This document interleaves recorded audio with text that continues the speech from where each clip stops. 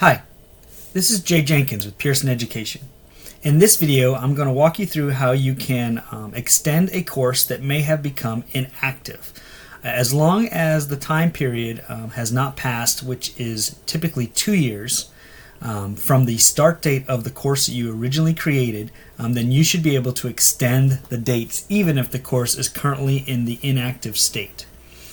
So the way to do this is to go into your account and then look for the inactive course. So I'm just going to go to inactive and I'm going to take this one right here. And if you go to the details button, under the details button will be the ability to edit the course details. And then from here, you should be able to go down and the course dates will be set here. And if you wanted to extend them, then you can extend them as far out as you need and then click Save Changes. And now that course, instead of being inactive, once it goes through and the changes are updated, it will show up on your active courses page. I hope this is helpful, and I hope you have a great day.